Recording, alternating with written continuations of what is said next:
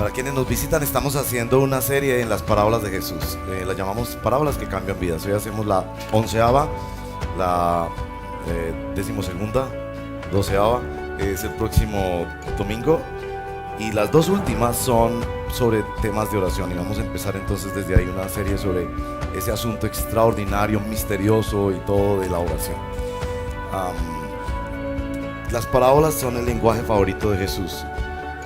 Las parábolas revelan códigos de nuestro corazón, ponen sobre la mesa quiénes somos nosotros y nos acercan extraordinariamente a la gracia de Dios. La parábola del día de hoy es Lucas capítulo 18, página 655. Las Biblias, todavía hay algunas, podemos usar esas Biblias para que todos podamos mirar por nosotros mismos. Nuestro deseo como pastores y maestros en esta congregación es que todos aprendamos a estudiar la Biblia por nosotros mismos. Creemos que es la palabra de Dios, poderosa y extraordinariamente poderosa para cambiarnos a nosotros y cambiar nuestra realidad. Así que cada uno habrá de aprender a estudiar la palabra de Dios en casa, en su devocional diario, y por eso tenemos esas Biblias para que tú mires y constates. Lucas capítulo 18, página 655, leeremos versos 1 al 8, leo en favor de todos. Jesús les contó a sus discípulos una parábola para mostrarles que debían orar siempre sin desanimarse. Les dijo: había en cierto pueblo un juez que no tenía temor de Dios ni consideración de nadie. En el mismo pueblo había una viuda que insistía en pedirle: hágame usted justicia contra mi adversario. Durante algún tiempo él, el juez, se negó. Pero por fin concluyó: aunque no temo a Dios ni tengo consideración de nadie, como esta viuda no deja de molestarme, voy a tener que hacerle justicia, no sea que con sus visitas me haga la vida imposible. Continuó el Señor: tengan en cuenta lo que dijo el juez injusto. ¿Acaso Dios no hará justicia a sus escogidos que claman a Él día y noche? ¿Se tardará mucho en responderles? Les digo que sí les hará justicia y sin demora. No obstante, cuando venga el Hijo del Hombre, ¿encontrará fe en la tierra? Esta es la palabra del Señor. Señor, ayúdanos a entenderla, y como tus discípulos te pidieron, enséñanos a orar. Ellos no te pidieron que les enseñaras a hacer milagros, ni siquiera que les enseñaras a enseñar. Ellos al caminar contigo quedaron impregnados de una cosa extraordinaria. Y si alguna vez te pidieron algo, fue solo eso: enséñanos a acercarnos a papá en oración. Ayúdanos a nosotros también. Enséñanos a orar. Te lo pedimos por los méritos de nuestro Señor Jesucristo. Amén. Bueno, el problema que enfrenta esta parábola está claramente descrito en el verso primero. Y se trata nada más y nada menos que del desánimo. Usted piensa que usted ora poco porque no tiene tiempo, porque no sabe, porque no le acompañan emociones particulares. En la opinión de Jesús, tu problema mayor para no orar es que estás desanimado. Estás desanimado. A veces estamos desanimados y no lo sabemos. El desánimo generalmente es algo que se incorpora en nuestra vida y solo lo vemos cuando ya da sus frutos, cuando ya el árbol crece. No somos tan conscientes cuando arrancamos una relación, un proyecto, y no sabemos en qué momento fue que se incorporó el desánimo en la dinámica de la vida. Como cuando empiezan una dieta, las dietas. Y entonces empieza con mucho ánimo, ¿no? Entonces en la primera semana bajaron 1 kilo. Y usted dice: esto va a ser una maravilla. En un año he bajado 52 kilos, mejor dicho, ahí esto va a ser. Pero llega la tercera semana y cuarta y en algún momento te das cuenta que has perdido ya todo el contacto con la disciplina y todo lo demás, y llega el desánimo. Y para Jesús es preocupante, muy preocupante, tu desánimo en orar. Ahora, cuando Jesús cuenta las parábolas, Él siempre tiene estrategias. Las parábolas son una cosa tan extraordinaria. Yo creo que los literatos no se cansan de estudiar este fenómeno de la comunicación tan extraordinaria. Cómo en una pequeña historia Jesús logra decir tantas cosas y tocar tantos corazones. La estrategia de Jesús en esta parábola es el contraste. El contraste. El contraste es fundamental para el aprendizaje. Podría hablar mucho de eso porque he estado investigando y me ha impresionado muchísimo cómo necesitamos contrastes para poder aprender. Sin duda, Jesús no está interesado en esta parábola en decir que Él está afirmando o que está dándole clases a los jueces de la república sobre cómo deben operar. Es evidente que no. Jesús no está aquí diciendo: por favor, los jueces de Colombia no hagan justicia, especialmente a los más indefensos como las pobres viudas, sino hasta que les colmen la paciencia. No. Y particularmente en el Evangelio de Lucas, donde a Jesús le interesa tantísimo que las personas vean cómo Jesús opta por los vulnerables, los marginales, los desplazados, los pobres, las mujeres, los niños, los enfermos. No, Jesús no está dando cátedra. Lo que Jesús está mostrando es un contraste. Y en nuestra historia hay tres contrastes. Se los voy a decir, algunos son un poco más sorprendentes que otros, pero el contraste tiene un objetivo para Jesús, y es resolver el problema del desánimo. Y Jesús va a resolver el problema del desánimo en esta parábola, del desánimo en tu vida, con una propuesta, con una cosa del cielo, con un regalo de Dios, que es el título de nuestra reflexión del día de hoy, y es la oración insistente. Esa es. Hoy Dios quiere que tú aprendas que hay una dinámica misteriosa en el reino de Dios que se llama la oración insistente. Bueno, los tres contrastes van dirigidos hacia allá, hacia construir esa propuesta del reino de Dios que es revolucionar nuestra oración, sanarnos del desánimo con la oración insistente. El primer contraste es este: el juez injusto y Dios. El contraste siempre se da en el aprendizaje para resaltar cosas, para poder mirar cosas. Pero una cosa muy importante, como quien pone un diamante sobre la base de un terciopelo negro para poderlo observar bien. El contraste parte de similaridades. Usted no contrasta un jugador de fútbol y un jugador de básquetbol. Usted contrasta un jugador de fútbol con otro jugador de fútbol. Aquí es un juez injusto frente a otro juez, que es el juez del universo.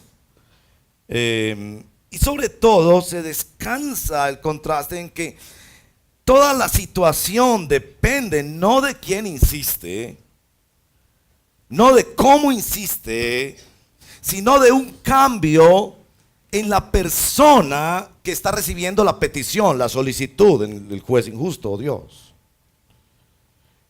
Y esto es muy importante a propósito de la oración, porque una de las formas en que se manipula más con la religión es con aquello de que hay personajes más cerca de Dios.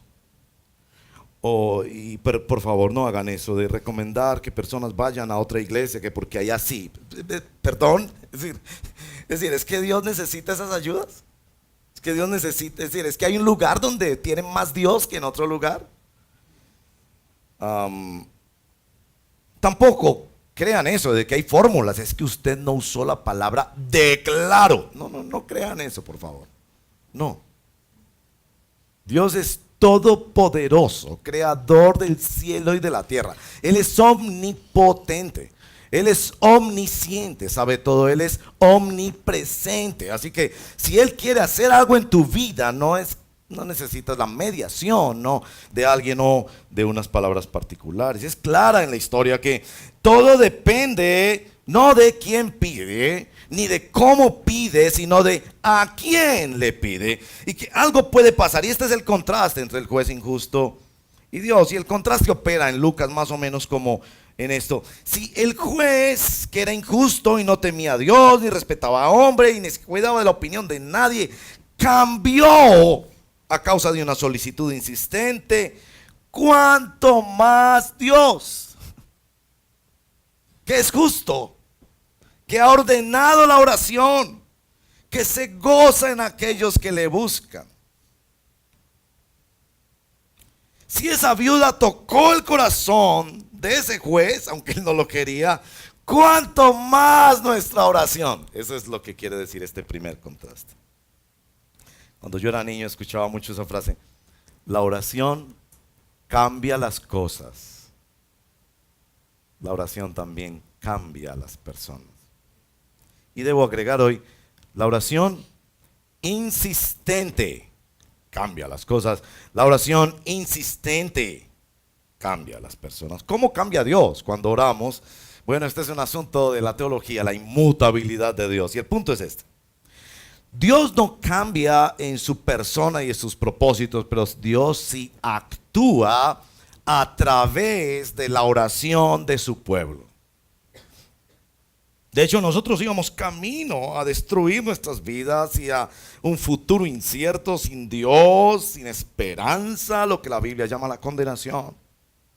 Y fue a causa de una oración apoyada en el Señor Jesucristo y en su obra perfecta que se nos cambió el destino. Contraste, juez, injusto, Dios. El segundo contraste es menos notable, pero es muy importante, y es el contraste entre la viuda y nosotros. Ella también pedía, nosotros también debemos pedir así, pero siempre, como les decía, los contrastes parten de una similaridad. Nosotros somos como una viuda. La figura de la viuda en la Biblia es una figura muy bella. Jesús hizo muchos milagros para viudas.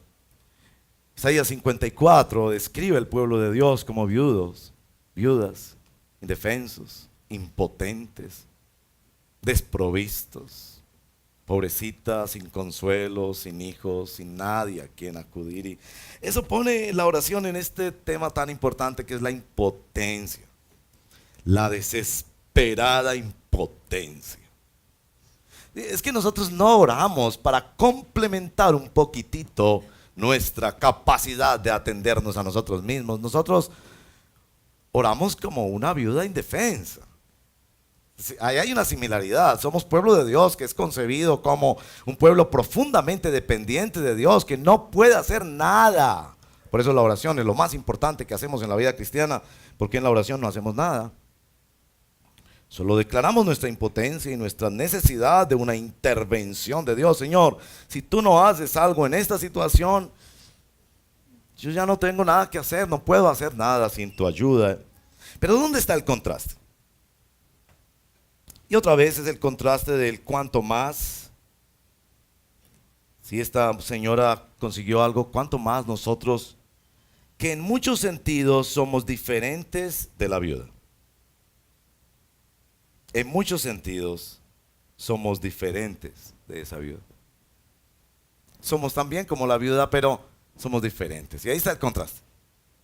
Ella era una sola persona. Nosotros somos muchos y oramos unos por otros. Una de las cosas más bellas de la comunidad cristiana es la oración comunitaria. Poder orar unos por otros, esa potencia exponencial de la oración en la comunidad cristiana. A propósito, por eso es importante ser miembro de una iglesia y no solo un asistente. Porque cuando somos miembros nos conocemos, nos cuidamos, hacemos un pacto de comunidad, intervenimos los unos en las vidas de otros, nos sentimos cargados, si se quiere decir así, unos por otros. Ella no tenía abogado. Nosotros sí tenemos un abogado. Y una de las funciones más hermosas de nuestro Señor Jesucristo, está claro en la Escritura, ustedes lo saben, es que Él es nuestro abogado. Por eso oramos en el nombre de Jesús, quien firma los planos. El profesional que firma ese derecho de petición no soy yo. Es el mejor de los abogados que ha dado su vida por mí. Ella venía ante un juez injusto e inmisericordia. Nosotros venimos ante el trono de gracia de un Padre bueno. Ella no tenía ninguna relación con el juez. Nosotros tenemos la mejor. Hemos sido adoptados como hijos de Dios por creación, por adopción somos hijos de Dios. Ella venía ante un juez distante y lejano. Nosotros, por la gracia de Dios y por el poder del Espíritu Santo, venimos a un Dios que nos dice: acérquense, ya el camino está abierto por la obra de Jesucristo y por el trabajo del Espíritu Santo, que hace que nuestras oraciones, incapaces, imperfectas como siempre, sean presentadas perfectas, porque el Espíritu intercede por nosotros con gemidos indecibles en el trono de Dios. Ella venía confiando en su propia justicia, en el derecho que tenía en el caso, en un caso seguramente enredado. Nosotros no venimos confiados en nuestra propia justicia, sino que oramos en el nombre de Jesús. Es en la justicia de Cristo, es por el mérito de Cristo que nosotros presentamos nuestras oraciones. No convencemos a Dios con base en nuestras promesas o en la gravedad del asunto. Lo convencemos porque lo presentamos en el nombre de su Hijo Jesús. Ella vino al juez sin ninguna promesa o palabra de esperanza que se le hubiera dado previamente. Nosotros venimos con una Biblia tapizada de promesas de Dios. Pídeme y te daré por herencia a las naciones. Ella provocaba la furia del juez cuando insistía. Nosotros, como hijos amados por Él, le producimos un gran gozo a Dios cuando le insistimos, como cuando se le insiste a un ser amado. Somos como una viuda, pero no somos esa viuda. Cuanto más Él escuchará nuestra oración. Ese es el segundo contraste que hay aquí. El tercero es menos perceptible, pero evidentemente es la intención de esta parábola, y es que Jesús está contrastando dos formas de orar. Noten que la intención de Jesús no es decir oren, sino oren con insistencia. Él ve que nosotros tenemos oraciones de desmayo, que hay un tipo de oración que es oración desanimada, intermitente, desconcentrada.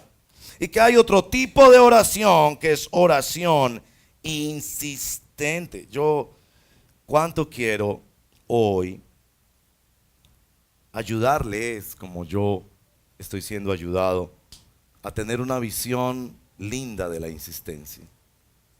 Para eso voy a apropiarme de dos metáforas. La primera es una que ya me han escuchado usar, y es la metáfora del cortejo de los enamorados. En tiempos ancestrales, cuando eran los hombres los que cortejaban a las mujeres, las señoritas eran enseñadas que a la primera solicitud deberían decir, evidentemente fue otra época, deberían decir no. Como él le decía: María Camila, mira que quiero ir contigo al parque. La mamá le decía: mija, no diga primero sí. Su primera respuesta es no. Entonces ella, bien educadita, decía no. Y él seguía insistiendo: pero María Camila, mira que ya hablé con tus... que no. Pero mira que... déjeme, yo lo pienso, a ver. Entonces, los estudiosos de este pasaje dicen que cuando el juez dice me hará la vida imposible, usa un término que es como la idea de alguien que está siendo vencido en un cuadrilátero de boxeo, como que le han pegado un golpe, le han pegado un otro, le han pegado un golpe y él siente me van a derrotar, y es así en esa metáfora del cortejo, porque ella decía, bueno, déjeme, yo veo a ver si puedo. Mañana le digo, yo no sé, pero déjeme a ver. Cada vez que la insistencia producía un nuevo rayo de esperanza, el tipo seguía insistiendo. Y a propósito, ninguno de los dos pensaba en la insistencia como algo negativo. Ella por dentro pensaba que me sigue insistiendo. Casi que temía que con ese primer no, Juan Esteban, o como se llamara, pues el cortejante, le dijera, ah, bueno, ya que dijo que no, ¿por qué no siguió insistiendo? ¿Cierto? Y él, entre más insistía, más fuego, más amor, más pasión, más deseo tenía en su corazón, porque él pensaba, pero ese no sonó como el primer no. Ella ya dijo, no, uy, eso ya tiene un 5% de sí. Sigamos insistiendo. ¿Cuánto quisiera yo, en el nombre del Señor, que en tu vida de oración tuvieras eso así? Porque a veces pensamos que claro, Dios es todopoderoso, pero que Él no está trabajando con nosotros en la oración. Que no es como la pelea de Jacob con el ángel, en que vence a Dios pero Él sale herido. En que cada golpe de oración, cada golpe de oración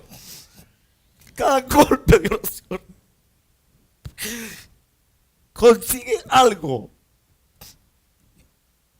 en el corazón de Dios. Cada oración. Porque tú no estás informando a Dios. Tú no estás informando a Dios. Señor, es que tú no sabes que estoy enfermo, entonces te informo que estoy enfermo. O Señor, tú no sabes que estoy solo, entonces no, Él ya sabe eso. Lo que Él quiere es traerte a una batalla profunda del corazón. Una batalla muy profunda del corazón. En la que la insistencia habrá de verse como algo positivo. Segunda metáfora. Cuando yo era niño, seguramente como muchos de ustedes, solo recibíamos un regalo al año, en la Navidad. Yo no crecí en una familia pudiente, entonces un regalo al año, nada más. Y nuestros padres hacían esfuerzos para un regalito. Y los padres sabiamente compraban ese regalo con meses de anticipación. Porque pues si esperábamos hasta el último día, pues antes de la Navidad mucho más caro, ellos ahorraban y guardaban ese regalo en el chifonier. ¿Ustedes saben qué es un chifonier? Es lo mismo que un escaparate, pero seguramente ustedes van a esperar que les diga la palabra armario o closet. El chifonier, que sí, yo sé que es una palabra chistosa, era una caja enorme de madera con llave. Y uno sabía, ahí está. Uno no sabía cuál era el regalo, ¿verdad? Pero uno sabía, ahí está. Y cada mañana el niño preguntaba, ¿ya es Navidad? ¿Ya es Navidad? Y papá decía, no. A propósito, padres de familia, enseña a tu hijo a esperar. Amén. Bueno, no los pongan a esperar demasiado, pero había que esperar la Navidad. Había que esperar que llegara la Navidad. No haga eso, ay no, pobrecito, está sufriendo esperando mucho. No, si no ha llegado la Navidad, no se lo des antes de la Navidad. Porque es un error cuando el niño no desarrolla con la ayuda de sus padres aquello que llaman posponer el placer. Esperar, la vida es de procesos, especialmente en esta generación donde todo es instantáneo y a un clic ya tienes el universo en tus manos. Mentira, la vida no es así. Todavía los niños se demoran 9 meses en la barriga de la mamá para nacer. Hay cosas que la tecnología, por mucho que nos asuste y nos impresione, no va a resolver. Uno no madura en 3 meses por tener mucha tecnología. Un matrimonio no se estructura en 2 semanas porque tuvimos mucha comunicación y nos veíamos por Skype todos los días. No, hay que aprender a esperar. Papá, ¿es la Navidad? No. Miren esto. Cada día el niño insistía preguntando, pero déjemelo ver, dígame qué es. ¿Tiene llantas? ¿Ladra? ¿Qué es? ¿Qué es? ¿Qué es? Yo quiero saber. Y eso hacía algo en la mente del niño, lo educaba, lo formaba, algo pasaba dentro de él. Y a papá y a mamá le encantaba saber, ya lo tengo guardado. Eso es lo que él quiere. ¿Cuánta alegría va a ser? Como que la alegría se acumulaba entre más tiempo se esperaba. ¿Cuánto deseo yo que tú veas la insistencia en la oración como algo hermoso y bello? Yo sé, también doloroso. Para esta viuda posiblemente era un adversario que no le pagaba la renta por su casita y eso era todo lo que ella tenía. Sí, hay dolor en esperar muchas veces. Esperar no es tan elegante ni tan agradable siempre. Pero hay algo que está haciendo Dios y hay algo que Dios te pide que dejes que pase dentro de ti en el proceso de esperar. La oración insistente, entonces, primero, depende del amor. El que quiere, insiste.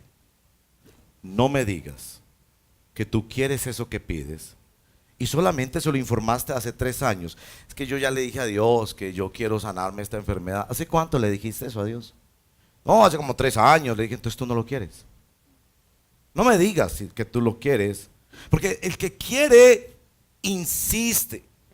La oración insistente demanda tiempo. Tiempo. Hay personas que toman más tiempo pidiendo que otros oren por el WhatsApp que ellos mismos orando. Han pasado 3 horas mandándole correos a todo el universo. Oremos, oremos, oremos, oremos. Perdón, ¿tú cuánto tiempo has orado por eso? Yo sé que necesitamos que otros oren por nosotros. Yo sé eso. Pero, ¿oras tú? Demanda tiempo. Y por favor, no me vengan con aquello de tiempo de calidad. Yo veo a mi hijo nada más una vez al mes. Un domingo en la tarde le compro helados y regalos en el centro comercial. Qué tiempo de calidad el que pasamos. El resto del mes no lo veo. Así no funciona, mi amigo. Demanda tiempo. Insistir demanda tiempo. Y tú no has ayunado por eso. No has tomado tiempo para orar por eso. No apagas la televisión para orar por eso. Y te desanimas en tu corazón, te enojas con Dios, pero tú no has insistido delante del trono. Hay algo que solo pasa cuando insistimos. La oración que insiste es una oración de amor y de tiempo. La oración insistente está designada para los elegidos. Nuestra historia dice, verso 7, no hará justicia a sus escogidos. Esto es extraordinario en el Evangelio. Miren cómo lo puedo explicar. Yo a veces hablo con personas, escucho también entrevistas, especialmente en el mundo del arte, donde escucho, por ejemplo, a un artista que dice esta frase: es que yo nací para cantar. Yo nací para cantar. Qué interesante, ¿no?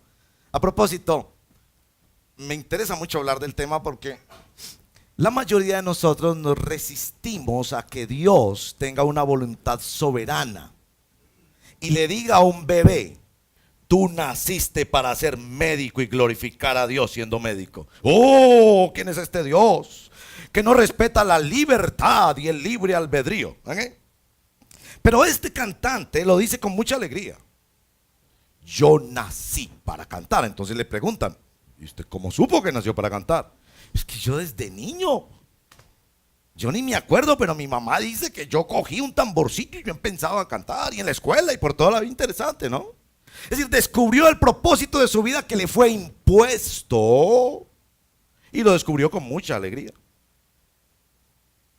Nuestro texto está diciendo: los cristianos somos escogidos para orar. ¿Y cómo supimos que éramos escogidos? Orando. Orando. Orando, supe que yo era escogido. A Ananías se le dice: vaya donde Saulo, que perseguía a la iglesia, él ya es un creyente. ¿Cómo sabes, Ananías, qué va a hacer? Pues está orando. Y la oración se convierte en un territorio de definición del ser y de aceptación de la voluntad soberana de Dios. Esto es una cosa extraordinaria. Y yo sé que fui escogido orando. Y que fui escogido para orar. Y soy feliz diciéndole a la gente que otro determinó mi vida, que yo no escogí libre albedrío y voluntad humana. No, yo estoy feliz que alguien me impuso eso y que es con aquello que palpita mi corazón, hay que decirlo, día y noche. 24/7 concentrado en la oración. Es decir, la oración no es un asunto de emergencia, no es en caso de emergencia rompa el vidrio. No es la oración un paracaídas que todos queremos que esté en el avión, pero no quisiéramos usarlo nunca. No, la oración es una orden de Dios con la que Dios ordena nuestra vida para que conozcamos nuestro destino y seamos felices conociendo nuestro destino. ¿Qué piensas de eso?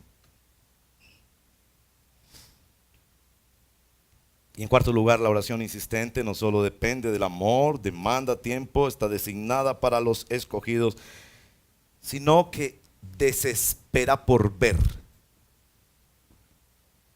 Sobre mi guarda estaré, no me muevo de aquí hasta que algo pase. Spurgeon dice que muchos en la oración somos como los niños que tocaban la puerta y salían corriendo. Bueno, en nuestra época era, tocaban el timbre y salían corriendo. A propósito, ¿cuántos hicimos eso? ¿Levantamos la mano? Que éramos niños traviesos, que tocábamos el timbre en las casas. Pues para los santos que no saben qué era lo que pasaba, es que tocábamos el timbre y salíamos corriendo. Y a veces no tocábamos un timbre, tocábamos todos los de la cuadra. Y en la esquina nos asomábamos que salía la señora con la escobita, pobrecita, le interrumpimos su trabajo. ¿Qué es esto? Y dice, la vecina, ¿qué fue lo que pasó? Y sabían que era el travieso, la traviesa de la cuadra que había hecho eso. Él dice que muchas veces la oración es como esto, que tocamos la puerta y salimos corriendo. No esperamos a ver. El que insiste desespera por ver. Espera que se abra la puerta, toquen la puerta, llamen, pidan. Yo quiero estar aquí como en la época que los barcos no tenían comunicaciones ni se medía el tiempo como hoy en día. Viene un barco y él estaba sencillamente mirando el horizonte. Ahí pasaba la noche, ahí pasaba el día, observando hasta que apareciera algo. La oración desespera por ver, se mueve en la dimensión de la expectativa. Y lo que el Señor quiere es que oremos con insistencia. No nos dice qué palabras usaba la viuda, no importa. Siempre nuestras oraciones son imperfectas, no hay fórmulas ni palabras mágicas. Solamente insistía. Su corazón es cambiado mientras insiste. Nueva esperanza, nueva dinámica de entender a Dios. Él define los tiempos, no nosotros. La parábola termina con dos elementos que son esenciales para entender bien la intención de Jesús con la insistencia. Un aspecto es el aspecto de la justicia. La viuda pedía algo justo. La oración insistente que el Señor atiende sin demora, dice, es la oración por la justicia de Dios. ¿A qué se refiere nuestro texto? Un inmenso tema en las Sagradas Escrituras es la justicia. A Dios le duele la realidad colombiana de injusticia, de la corrupción que ha llegado hasta estas esferas. Dios mira cada caso de injusticia. En las Escrituras tiene que ver mucho con la rectitud de Dios, el diseño de Dios y la autoridad de Dios. Es decir, aplicado a la oración, que el que insiste debe preguntarse si está insistiendo por algo que es justo, por algo que corresponde a los propósitos, a los planes y a la rectitud de Dios. Es cierto que mientras insistimos, Dios va cambiando nuestras oraciones, pero las oraciones que Dios está mirando son las oraciones por lo que es justo. ¿Cómo sabemos qué es lo justo? tenemos solo un recurso. No hemos de buscar qué es lo justo en nuestros corazones, porque nuestros corazones son muy engañosos. De hecho, muchas veces pensamos que cosas son justas para nosotros y es exactamente lo contrario. No hemos de buscarlo en las tendencias contemporáneas. Tenemos solo un lugar para conocer qué es la rectitud de Dios, y solo uno. Y es la palabra de Dios, encarnada en la persona de nuestro Señor Jesucristo. Y la palabra de Dios, escrita en las páginas de la Sagrada Biblia. A propósito de eso, esta semana vamos a poner en el canal de YouTube, con la ayuda de Jorge, una serie que hicimos hace 2 años y medio que la llamamos Sí, sí con tilde, sí, Dios quiere. Que procuraba contradecir con estudios bíblicos la tendencia a pensar que la voluntad de Dios es una cosa incierta. Si Dios quiere. Leyendo las Escrituras sabemos que sí hay unas cosas concretas en nuestra vida que obedecen a la justicia y la rectitud de Dios y que Dios sí las quiere para nuestra vida. Así que les animo a escuchar esa serie. Por ejemplo, Dios quiere que insistamos en oraciones que traigan su justicia a la tierra. La justicia del Señor Jesucristo para salvar y restaurar vidas de personas que Él ha puesto a nuestro alrededor. Entonces la oración por conversión. La oración del Padre Nuestro está marcada por 6 ítems que reflejan la justicia de Dios. Que su voluntad sea hecha, que venga su reino, que su nombre sea santificado, que nos dé pan, que nos perdone nuestros pecados, que nos guarde de nuestra autodestrucción, de nuestra lascivia, de nuestro propio pecado, que no nos deje caer en la tentación. Esas son cosas evidentemente que podemos insistir porque Él mismo nos ha dicho que oremos por esas cosas. Así que la Escritura será la que nos muestre cosas puntuales que podemos insistir delante del Señor. Esas cosas a veces vienen de la mano de asuntos mediáticos, como para poder ver eso habrá que pasar otra cosa, entonces podemos sumar y de hecho podemos orar por varias cosas insistentemente delante del Señor. La viuda oraba por una, nosotros podemos orar por muchas. Nuestro Dios es soberano y puede atendernos en miles de plegarias todos los días. La segunda cosa que hay al final de esta parábola y que subraya Jesús es el carácter escatológico de la oración. Cuando el Hijo del Hombre venga, hallará fe en la tierra. Ese Hijo del Hombre venga, la mayoría de estudiosos bíblicos están de acuerdo que se refiere a la segunda venida de Cristo. A propósito, si usted no conoce mucho de la Biblia, le informo, así como Jesús vino una vez, humildemente y pobremente, a una pesebrera en el pueblito de Belén, y dividió la historia humana en 2, con su vida santa y perfecta, con su palabra poderosa, con sus hechos de amor, pero sobre todo con su muerte en la cruz y su resurrección. Nuestro Señor Jesucristo ha profetizado, junto con todas las Sagradas Escrituras, que Él vendrá por segunda vez. Y que la historia humana no es cíclica, sino lineal, y que un día esa historia humana terminará, que todo ojo le verá, que habrá un juicio de las naciones y otras cosas que usted puede leer en la Biblia. Es decir, Él vendrá otra vez. ¿Por qué conecta la oración insistente con la segunda venida de Cristo? Yo tengo 2 respuestas, esto tomaría más tiempo, pero por ahora 2 respuestas. La primera, porque la oración más importante que Dios quiere que haga la iglesia es: ven, Señor Jesús. Así termina el libro de Apocalipsis. El Espíritu y la esposa, que es una simbología para la iglesia, el pueblo de Dios, dicen: ven, Señor Jesús. La oración más importante del cristiano, por la que debería insistir, es: Señor, cumple tus propósitos, ven, abre el reino de Dios, termina la historia humana para que empiece la otra historia gloriosa del pueblo de Dios en la eternidad, donde disfrutaremos de la nueva creación, cielos nuevos, tierra nueva, una cosa extraordinaria. Pero yo sé que usted no ora casi nunca eso. ¿Cuándo fue la última vez que usted oró: Señor, ven? ¿Por qué no oras? Ven, porque tú tienes planes.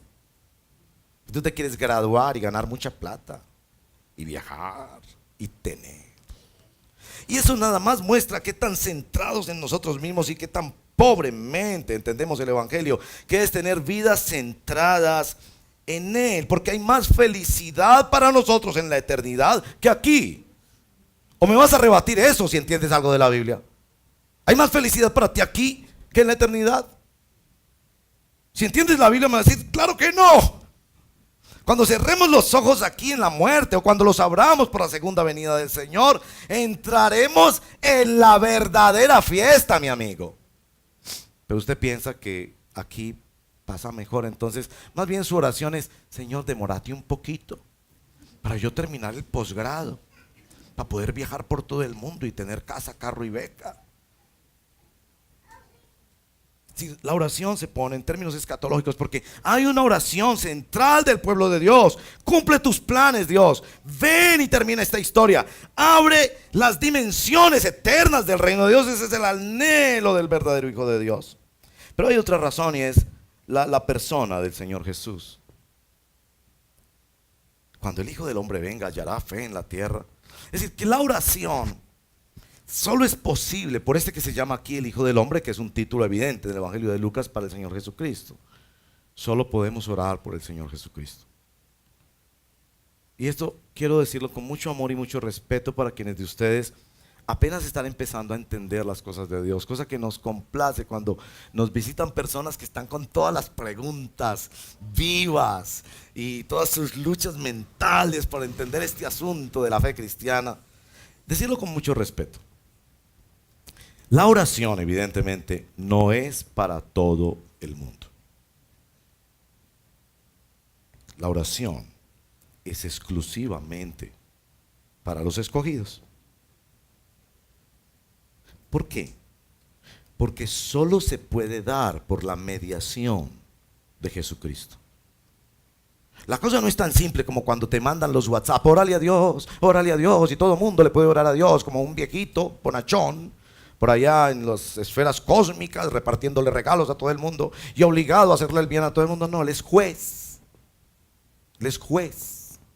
Él está mirando las acciones de todo el mundo, y todos, no hay justo ni hay uno, no.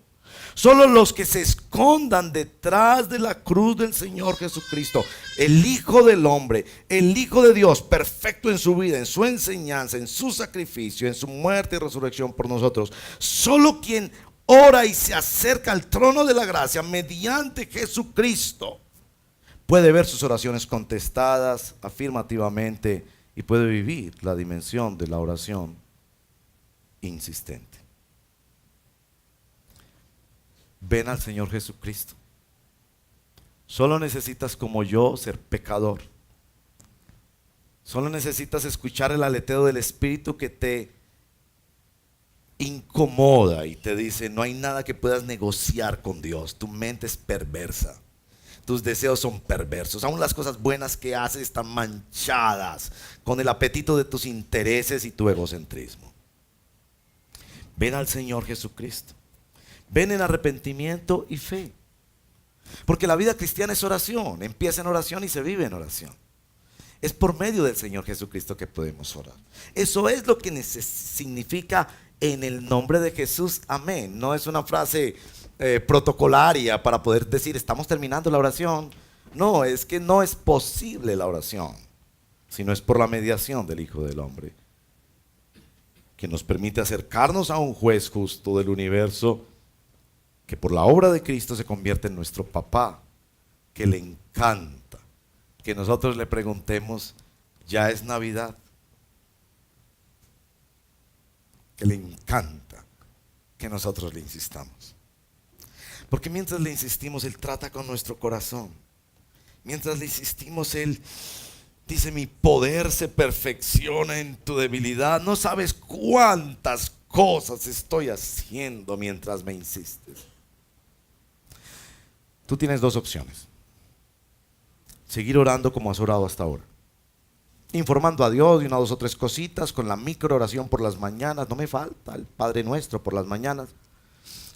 O meterte en la pelea con Dios y hacer de esto algo cotidiano, presente, 24/7, luchando por esas cosas que con la palabra de Dios vas viendo son cosas que tú legítimamente ves que son justas en el reino de Dios y que tú necesitas y que tú estás sufriendo. y decirle a papá, esto lo necesito, mírame, es esto otra vez, pasa otro día, sigo esperando. La oración insistente.